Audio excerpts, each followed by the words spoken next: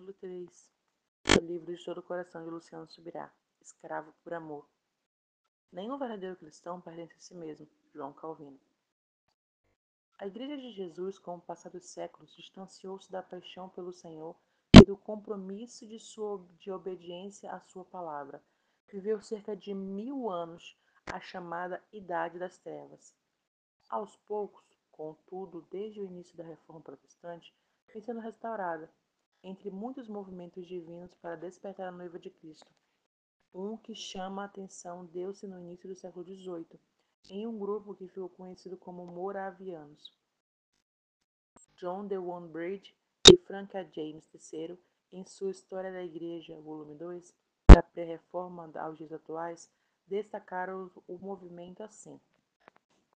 Em 1722, quando os membros das Unitas Front, Universidade dos Irmãos, um movimento da Morávia e da Boêmia, precisaram de um lugar para se refugiar da perseguição. Zinzendorf permitiu graciosamente que eles se estabelecessem em sua propriedade em Biltesorfold. A unidade dos irmãos teve como origem os seguidores de John Hus e construíram um vilarejo chamado A Guarda do Senhor. A propriedade de Zinzendorf, no verão de 1727, Zinzendorf e alguns outros fizeram um pacto de orarem pela comunidade. No culto de comunhão, em 13 de agosto, uma poderosa obra do Espírito Santo irrompeu no meio da congregação, algumas vezes chamado de Pentecoste Moraviano. Essa ocorrência fortaleceu muito o compromisso dos moravianos com a religião do coração, a oração e estilos de vida disciplinados em missões mundiais. John Leonard Dober e David Nietzscheman, dois jovens da Morávia, hoje República Tcheca, tomaram conhecimento de que a ilha de St. Thomas, no Caribe, havia milhares de escravos não alcançados pelo Evangelho. Escreveram então ao governo das Ilhas Virgens, um fazendeiro ateu, solicitando permissão para evangelizar os negros levados à África para lá. Sem conseguir a anuência para emigrar como missionários, ofereceram vender a si mesmos como escravos. Dessa forma, não teriam problemas para entrar na ilha e compartilhar do Evangelho.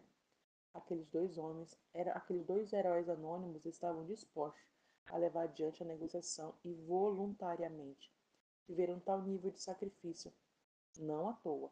Lideravam um mover de grande despertamento espiritual para oração e missão.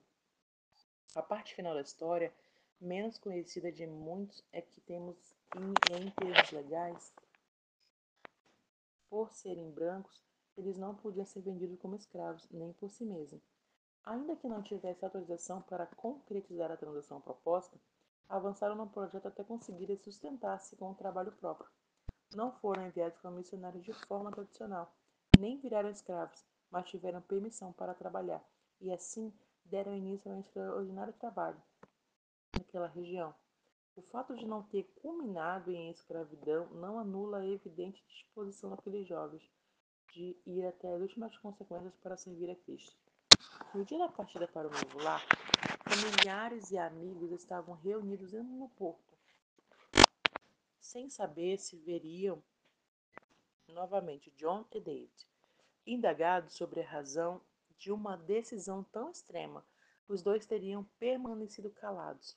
Depois, quando o barco já se afastava do cais, os corajosos voluntários bradaram que através das nossas vidas o cordeiro foi imolado, receba a recompensa pelo seu sacrifício.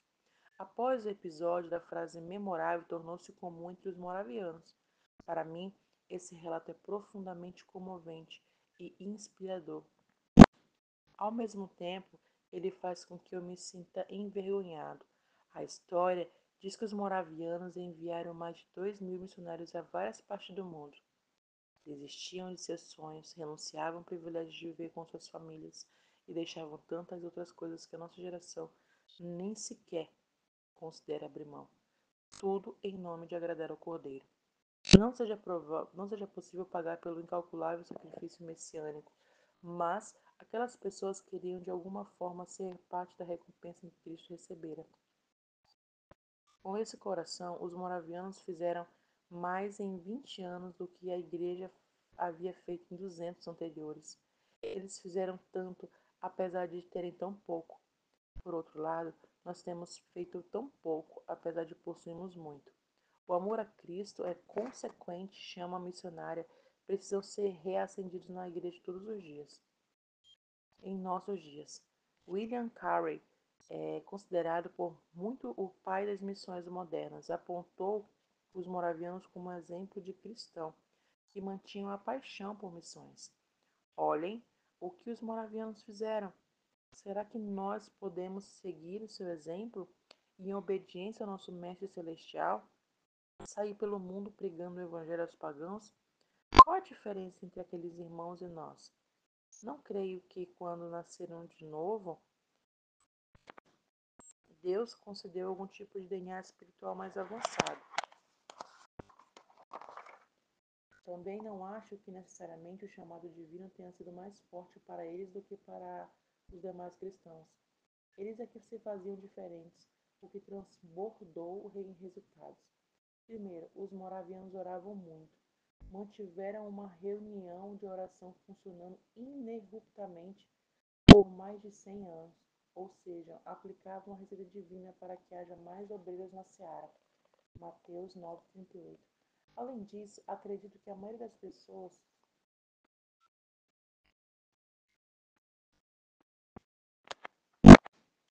Além disso, acredito que eles cultivaram tanto a mentalidade como a atitude diferente da maioria das pessoas.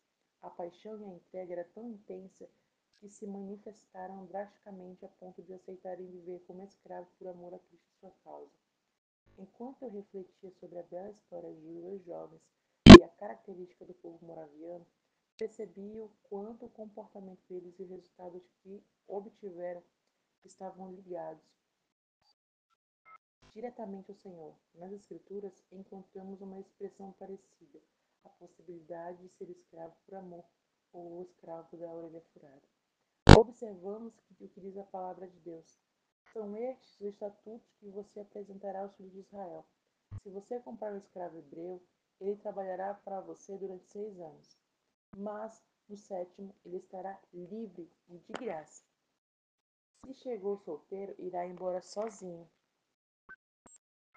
Se era casado, a mulher irá com ele. Se o dono lhe der uma mulher e ela dá luz a filhos e filhas, a mulher e seus filhos serão do dono do escravo, e ele irá embora sozinho. Porém, se o escravo expressamente disser: Eu amo meu dono, a minha mulher e os meus filhos, não quero ser livre, então o dono do escravo levará ao juiz, e o fará chegar na porta da ombreira, e o seu dono furará a orelha dele com um furador, e ele será seu escravo para sempre. Êxodo 21, de 1 a 6. Confesso que esse texto me deixou desconfortável por muito tempo. Ver a escravidão presente na cultura dos povos antigos, tanto no Antigo como no Novo Testamento. É uma coisa de ver Deus regulamentado na lei da escravidão e outra bem diferente. Sempre que comentava acerca dessa porção das Escrituras, eu ficava receoso. Não queria dar a entender que a escravidão havia sido respaldada pelo Senhor, embora compreendesse que o propósito da lei havia sido acrescentar o fator misericórdia, o que não aceitava bem a ideia de um homem servir ao outro. A resolução do dilema é simples. Muitas coisas com as quais Deus precisou lidar com o seu povo não necessariamente refletiam sua vontade. É o caso da poligamia, tolerada por algum tempo, mas posteriormente proibida pelo Criador. Penso que a lei do servo da orelha furada precisa ser observada por um prisma. O Senhor transmitiu instruções acerca daquela cultura. Misericórdia por parte do mundo, fidelidade ao lado do escravo, mas não avalizou a escravidão em si. Além disso, há um propósito divino que ultrapassa não apenas a época de Moisés, mas todo o período em que houvesse escravidão. Paulo, relativo a eventos da lei mosaica, explica que tudo isso tem sido sombra das coisas que haviam de vir. Colossenses 2,17. Ou seja, é sábio reflexionar eventos da antiga aliança com base em suas devidas aplicações para a nova aliança. As sombras informavam e sobre a substância que ainda não era, mas logo viria. A interpretação, portanto, não deve ser apenas pontual, mas tipológica. Deus, em sua soberania, imprimiu naquela antiga prática um ensino datado para hoje. O apóstolo dos gentios afirmou aos irmãos de Corinto que o mandamento não amarre a boca do boi enquanto ele pisa o trigo. 1 Coríntios 9:9. Foi dado por causa de nós, e não por causa dos bois. Embora, à primeira vista, o assunto central pareça ser a justa alimentação dos animais que trabalham, a projeção de Deus para os dias da nova aliança era outra, o sustento dos obreiros. E a lei do escravo por amor, como pode ser visto sobre a nova aliança? Porque Deus estabeleceria uma regra como o da orelha furada. Qual o propósito por trás? Eu encerro o suspense vislumbrando muito além da lei mosaica. O Pai Celestial abordou um aspecto importante do nosso relacionamento com Ele. Ele é dono e nós somos escravos, comprados por alto preço. Muitos não compreendem a verdade do senhorio de Jesus sobre a vida dos redimidos. Mesmo aqueles que já compreendem precisam crescer no entendimento. Ao mesmo tempo que Deus é Pai Celestial e nós somos seus filhos amados e herdeiros, Ele também é Senhor e nós servos. É bom lembrar, é claro que a palavra servo significa escravo. Isso é exatamente o que somos como consequência da redenção. O que é redenção? A fim de entender tanto o senhorio de Deus quanto nossa condição de servos, ou melhor, escravos, é preciso estabelecer um fundamento o que é redenção. Para muitos cristãos, redenção é igual perdão de pecados ou salvação. E o significado, contudo, vai muito além de redenção. Quer dizer resgate ou remissão. Nas Escrituras, a palavra relacionada ao conceito de readquirir uma propriedade perdida. Vamos dar um passo atrás. Já vimos que, antes de estabelecer as verdades do Novo Testamento, Deus determinou que elas fossem ilustradas no Antigo Testamento. Ora, visto que a lei é apenas uma sombra dos bens vindouros, não a imagem real das coisas, nunca consegue aperfeiçoar aqueles que aproximam de Deus com os mesmos sacrifícios que, ano após ano, continuamente oferece. Hebreus 10:1. A sombra não é a substância apesar da semelhança. As ordenanças da antiga aliança eram referentes a práticas literais, enquanto a nova aliança passou a tratar de práticas espirituais.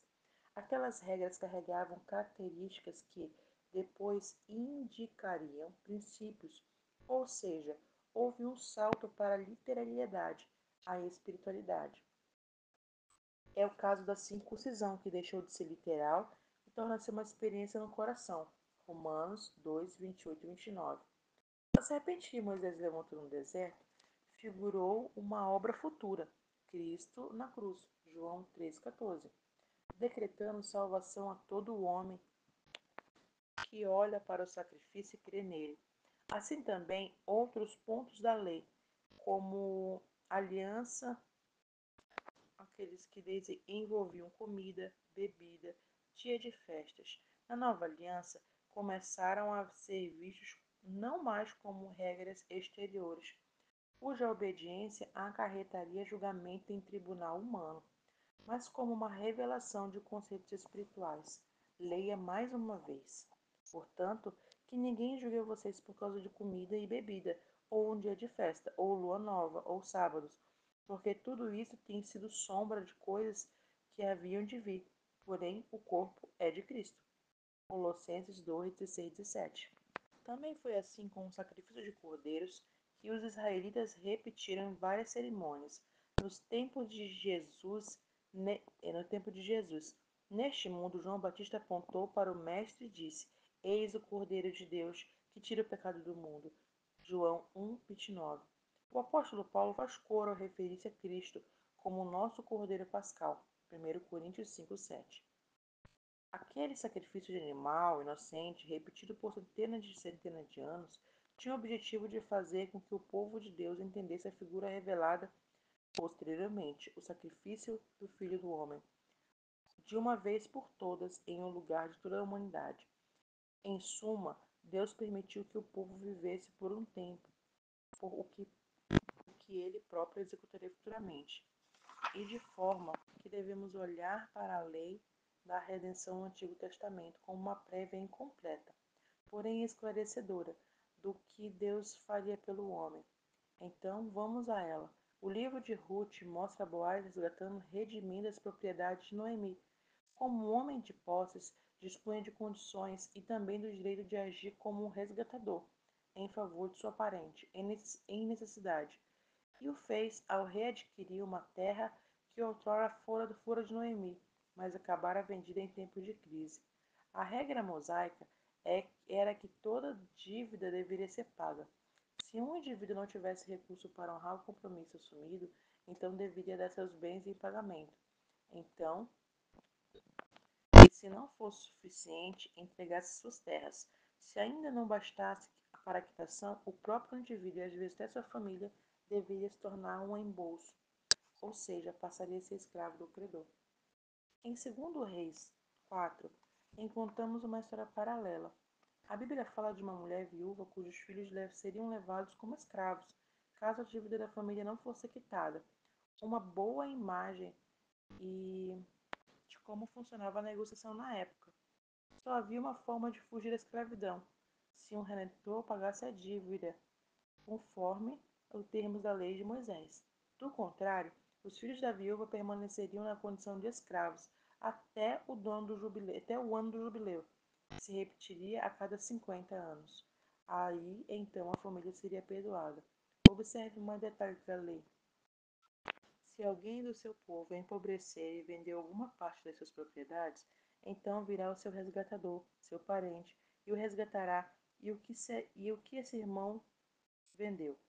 Se alguém não tiver resgatador, porém vier tornar-se próspero e achar bastante com que remir, então contará os anos desde sua venda, e o que ficará restituirá ao homem que vendeu. Assim poderá voltar para sua propriedade, mas se as suas posses não lhe permitirem reavê-la, então a propriedade que foi vendida ficará na mão do comprador até o ano do jubileu. Porém, no ano do jubileu, sairá do poder deste e aquele poderá voltar para sua propriedade. Levítico 25, 25 e 28. A redenção era o pagamento da dívida, feito por um parente próximo, como explicaria a própria definição do termo. Redenção era readquirir o que se perdera, que fosse uma propriedade, quer fosse a liberdade do familiar, embora aqui mora o segredo. O redentor pagava pelo redimido e, portanto, ganhava o direito de dono. Vou reformular para clarear mais. Se eu me tornasse escravo por conta de uma dívida e um parente me resgatasse, eu não deixaria de ser escravo, apenas mudaria de dono. Eu passaria então a ser escravo do meu familiar, para que ele me comprara, literalmente. E qual seria o proveito então? De que adianta ficar livre de um e passar a ser escravo do outro? A diferença estava no Redentor. O novo dono pagava a dívida por amor e não por motivos comerciais, já que o escravo normalmente não valia tanto. O mesmo amor pautava na relação do dono para o seu novo escravo. Ele o tratava com brandura e com misericórdia. Assim ficava evidente a intenção de Deus ao regulamentar a escravidão. Ele desejava trazer amor para uma relação tão pesada, eliminando a possibilidade de tratamento indigno, seja enquanto escravo pertencia a um dono qualquer, seja quando ele passava a ser escravo de seu parente. Toda dívida devia ser paga, mas os termos do acordo eram misericordiosos, ainda mais nas situações que aparecia uma figura do parente redentor. E, é claro, o Senhor não falava apenas daquele tempo. Ele apontava simbolicamente para o Redentor de nossa alma. Ah, que profecia que estava por vir!